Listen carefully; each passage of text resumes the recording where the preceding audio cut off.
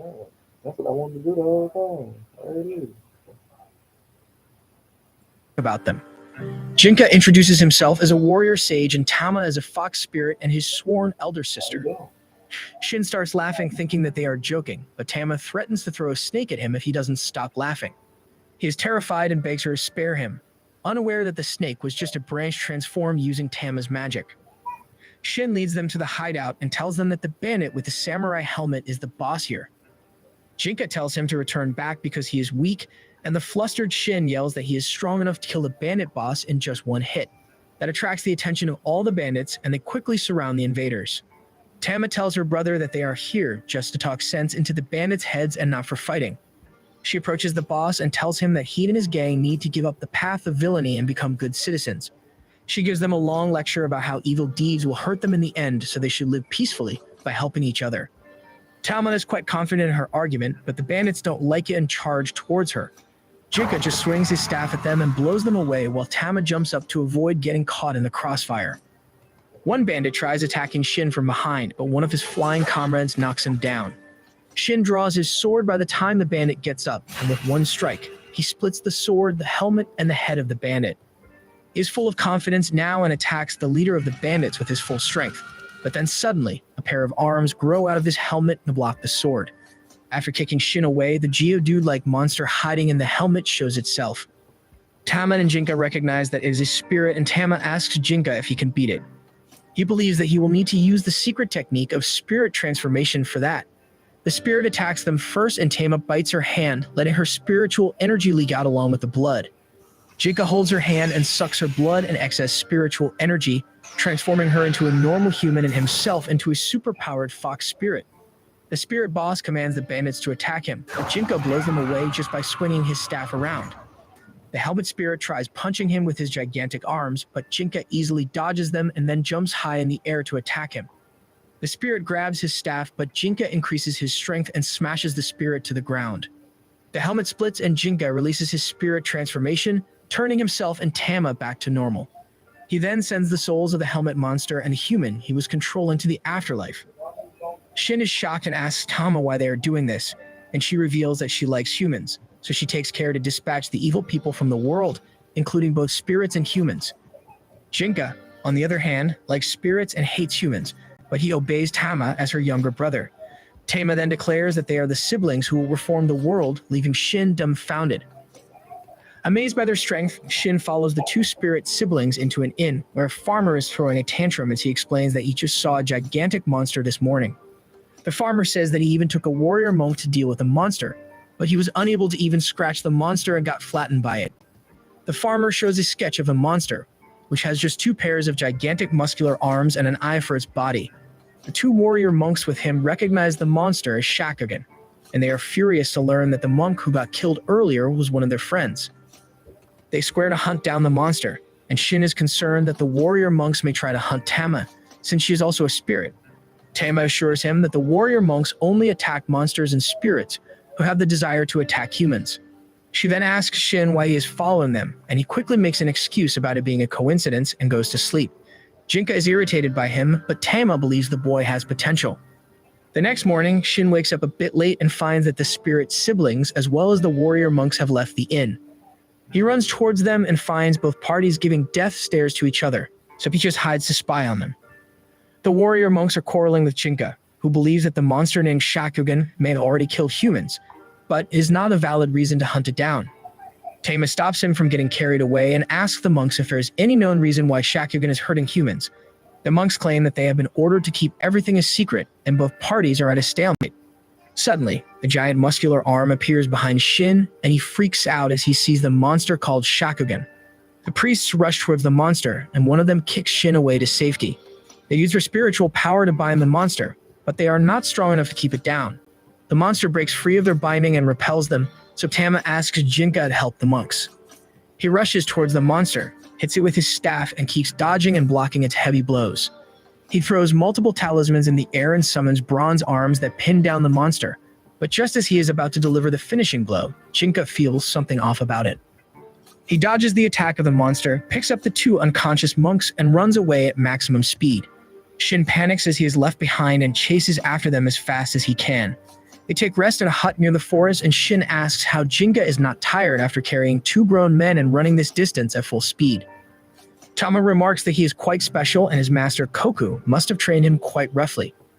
The monks are taken aback as they hear Koku's name because that guy was a legendary warrior sage who has defeated countless evil spirits. After that, Tama tells the monks that they owe their lives to Jinka and her and asks them to reveal everything they know about the monster Shakugan.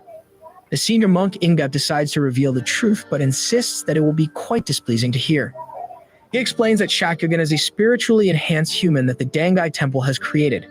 Basically, they were trying to turn humans with spiritual potential into artificial spirits to increase their combat strength, but Shaku went berserk and ran away. She returned to her village and killed everyone there because she had grudges against the villagers. Shin is furious as he hears this because all his life, he has been taught that the weak have no right.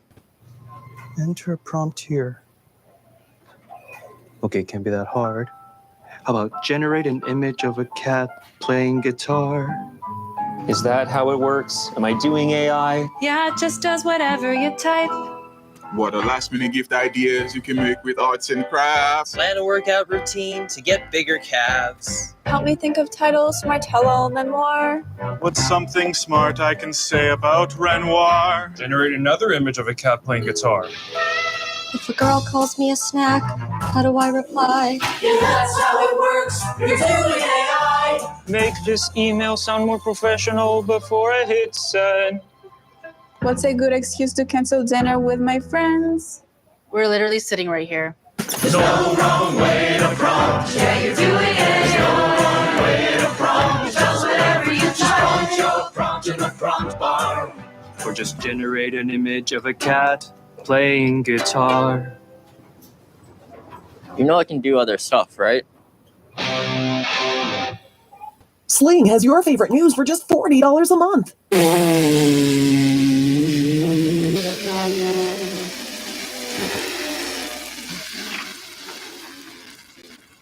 News for $40 a month? Sling lets you do that.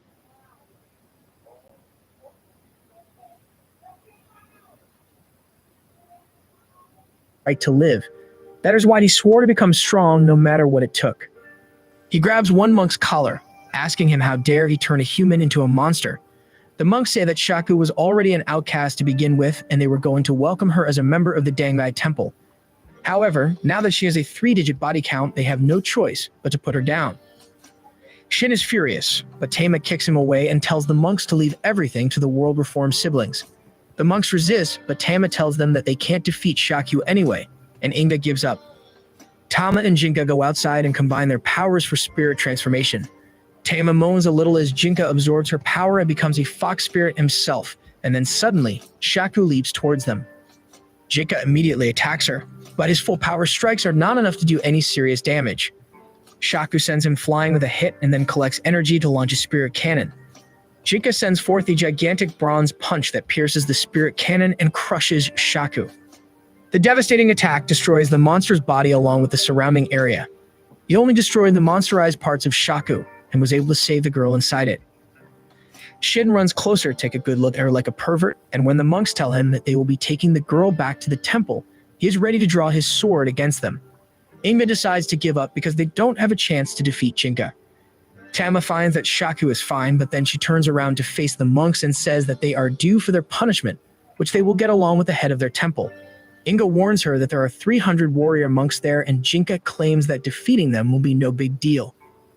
Soon Shaku returns to her senses, but she doesn't remember anything that happened after she went to the temple. She remembers that she was returning home after collecting some vegetables when she found that her bastard dad had sold her to a monk. The monk offered her a place to belong and the power to not be bullied, and then took her to the mountains, where she was put to sleep. That was Shaku's last memory, and she has no recollection of the spirit transformation surgery or the havoc she caused. Chika tells her the gist of things, and Tama tells her that she doesn't need to worry about anything. After that, Shaku leads the group to the headquarters of the Dangai Temple, and Jinga is ready to face them head-on. Tama lectures him to just scare the monks and lecture them about not conducting illegal human experiments, and then asks the 2 humans to come to the sidelines with her. Jinka asks Tama to give him some extra power this time, and she takes him to a quiet corner while blushing. Moments later, Jinka is in his spirit transformation mode and heads towards the temple, where all the warrior monks are ready to face him. Under Inga's command, the monks charge forward and stab Jinka. However, he just pulled a Naruto-style move on them, and all they stabbed was a magic paper doll. The real Jinka is on the roof, and he transforms one of his tails into a bronze fist and pummels all the monks. However, Inga pulls out a 16th century Glock and shoots his leg. Despite that, Jinka moves at lightning speed and knocks out the monks one by one. He leaves to finish Inga, but a team of monks has been gathering energy to shoot him down with their spirit cannon. Their attack takes Jinka by surprise, and he is hit point blank. The result is a gigantic explosion, but Jinka is still perfectly fine. He blows away the smoke from the explosion and then attacks the monks with the giant bronze arm. He gets down on the floor and starts running towards the castle deep within the mountains, which is the laboratory where Shaku was taken. Tama and others were watching the fight from a distance, and she used her fox ears to sense that Jinka had already cleared the gate and headed inside the temple. Shin is curious because he thought she turned into a human when giving her power to Jinka. She shows him that she has 2 pairs of ears, including human ears and fox ears, that serve as a reminder to not forget who she truly is. Meanwhile, Jinka was approaching the secret lab of the temple when a bunch of senior priests arrived there. The head priest, Yazen, spots Jinka, and he is not happy that the monks at the entrance let a mere boy like him inside. He does not plan to fight him and instead sends another monk forward, who transforms into a hideous goblin. He leaps towards Jinka and grabs him, even as he tries to dodge. The goblin monk tries to strangle him, but Jinka transforms one of his tails into a wooden arm and grabs him instead. He strangled the monster monk, but by now he has lost a lot of spiritual energy. Inga and his partner come there and ask Jinka why he is so keen on attacking their laboratory. He realizes that they are just trying to buy time for reinforcements to come, but he also needs to rest, so he humors them. Jinka declares that he is here to steal their research material to perfect his master's spiritual transformation technique. He wants to become a true spirit, unlike his current temporary transformation or the shabby technique the monk used earlier. With that, he is rested enough and heads towards the secret facility. He finds it soon, but Yazen is standing guard there. Jinka leaps high in the air and prepares to destroy the building, but then suddenly, the building starts shaking and rising above the ground. It turns out that a gigantic stone spirit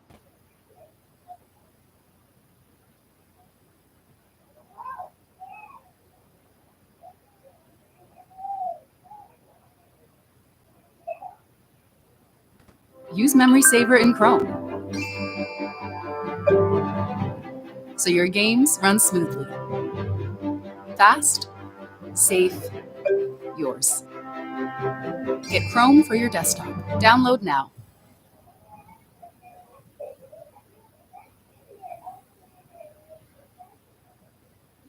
spirit is fused with the foundation of the building, and on Yazen's command, he punches Jinka into the nearby mountain.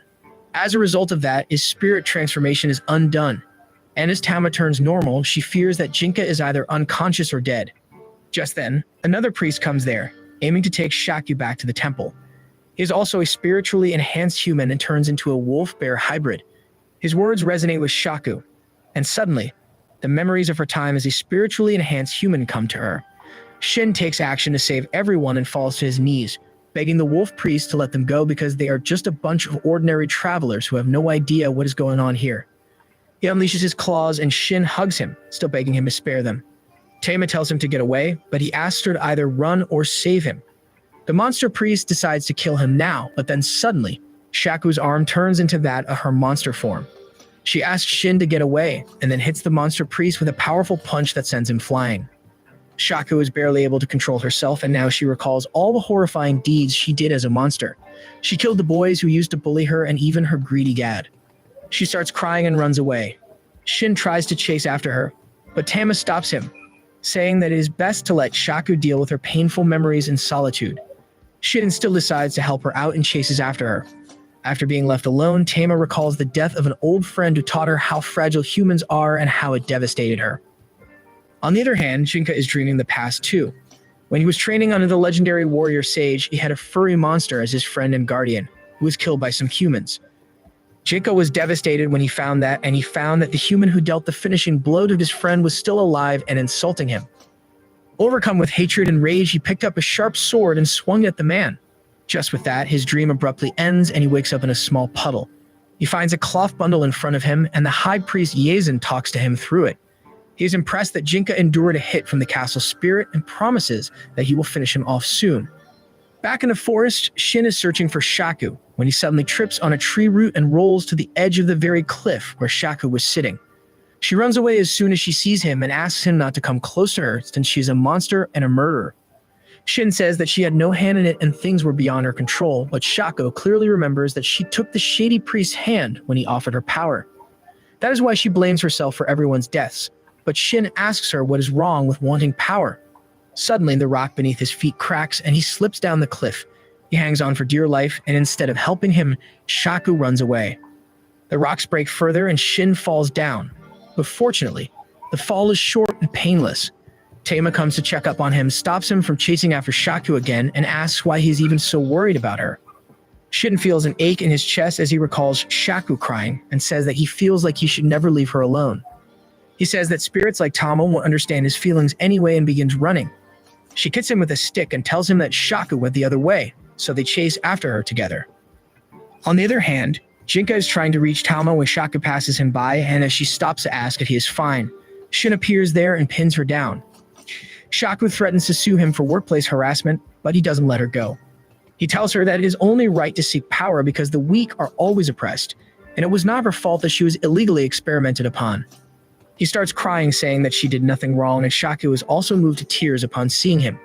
As they weep and hold hands, both Tama and Jinka are reminded of the friends they lost. Tama asks Jinka to see them and remember that not all humans are bad. After that, Tama asks Shaku to join them, but Jinka doesn't think it is wise to let her and Shin come with them because the High Priest's assassins are after him. Tama asks him to prove that he has the power to protect everyone and to learn how to live from the two humans. The next day, they reach the house where Jinka stayed with his late master. He also starts training with Shin using wooden swords and whoops his ass in an instant. On the other hand, Tama has a sleeveless dress for Shaku, so that she can transform her arms into their monster versions without any hindrance. Later, as they are all sitting silently, a ghost-type spirit comes there. He greets Tama and Jinka before informing them about an evil spirit who is demanding sacrifices from villagers without doing anything for them.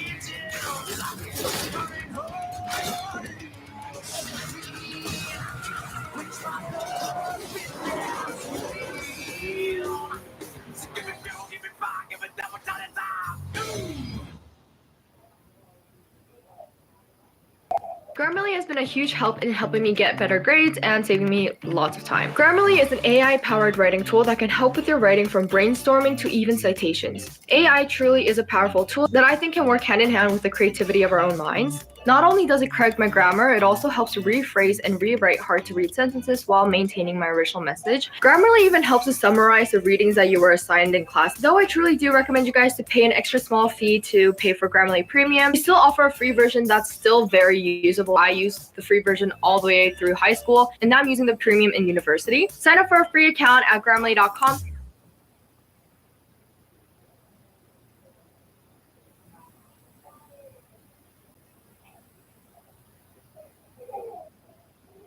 In return. The ghost leaves with that, and Tama also decides to see the evil spirit herself with Jinka, leaving Shin and Shaku behind to do mundane chores. Once Tama and Jinka reach the village, they ask the villagers to lead them to the spirits. The village chief believes that they will demand money for that, but Tama firmly tells him that they have no need for money. Instead, she wants to start a pay-it-forward chain and asks the villagers to be kind to strangers as her payment. They send a boy along with her and Jinka to lead them to the spirit's hideout. On the way, the boy suddenly starts throwing a tantrum, saying that the spirit ate his mom yesterday and cursing them for not coming earlier. Tama immediately smacks him and tells him to stop hoping for perfection when someone comes to save him, and if he has time to complain, he should work hard to become strong instead. They soon reach the lake where the spirit lives, and he tells Tama that he is eating the villagers as a price to not destroy their village. Tama asks him to apologize or die, and the ugly spirit immediately spits a giant mud ball towards her. Tama doesn't even flinch, and Jinka saves her and the boy just in time. He tells the spirit that no one can save him now because he dared to attack his sister. The spirit is taken aback now, and he suddenly takes the woman he ate yesterday out of his belly. Luckily, she is still unharmed, and the spirit uses her as a hostage to make sure Jinka doesn't attack her. Suddenly, the boy falls to his knees and begs the spirit to let his mom go and use him as a hostage instead. Tama turns to Jinka and tells him that he must decide what to do now. He plans to ignore the hostage and kill the spirit, but when he sees the boy crying, he hesitates. Suddenly, someone else chops up the spirit and rescues the woman before remarking that the student of the legendary warrior sage is not like he had expected. The ragged samurai lands in front of Jinka and Tama and tells them that he is an assassin sent by the Dangai Temple. He claims that he is going to take the mother and son hostage, and if Jinka wants them to be free, he has to fight him. Jinka can't bring himself to ignore and abandon the two humans, so he accepts the samurai's duel. They come to an open field where the man introduces himself as Rei-Do, a mercenary who kills spirits and eats them. Jinka is furious on hearing that, and he angrily attacks Rei-Do. The samurai easily dodges his attack and begins floating in the sky. Jinka uses a flame spell and launches himself towards him before shooting out a powerful fire attack at him. Rei-Do counters it using his magic sword, which can control the flow of air around him, and then attacks Jinka with a strong wind slash. He uses the bronze arm to block against it, and then attacks him with some thick tree roots. Rei-Do dodges that too, and Jinka uses water magic next, but even that is useless. Both of them are exhausted now, and Rei-Do sheaths his magic sword, claiming that it cannot defeat him. Instead, he draws out his ordinary sword to show Jinka how dangerous humans can be. Jinka attacks him with a bronze fist, but Rei-Do dodges everything and then attacks him with the sword. Jinka can only block his attacks with his staff, and he soon loses control over his emotions after being on the edge. He abandons defense to attack Rei-Do, and he uses that chance to dodge him and swing his sword towards his neck. Jinka fears that he's going to die now, but Rei-Do stops before hurting him. Jinka falls to his knees as his spirit transformation is undone. Rei-Do tells him that he is lucky that he gets to live, and then asks Tama to make some sense of the idiot. Jinka is hurt emotionally from his defeat, and he sulks on the way back home. The next day, he goes to the river to sulk, and Shaku comes there to call him for breakfast. He tells her to go back, but she just drags him by the neck. But then suddenly, a priest from Dangai comes there with a letter of challenge for Jinka. He tells him to fight Rei-Do again with his life on the line this time. The priest calls him Jinka Yamato and tells him that the Yamato family will be crushed if he doesn't fight. Jinka tells him that he doesn't care about his family that abandoned him, but the priest just laughs and tells him to come and fight if he still wants to save them.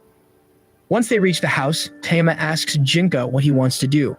He replies that he doesn't care about the Yamato family, but he will not accept being defeated by a human. The next day, Jinka and Rei-Do face each other for their rematch. They charge at each other, and this time Jinka is also using a sword. However, just as they exchange the first blow, he realizes that he made a poor first move. Rei-Do pushes him back and stabs his arm, but just as he is about to finish Jinka off, he uses a desperate move to save his life. He uses the bronze fist and hits Rei-Do as well as himself with it, knocking them both to the ground. Jinka laughs and releases his spiritual energy, telling Rei-Do that it is time to get serious, but the man has already given up, saying that he can't even move now.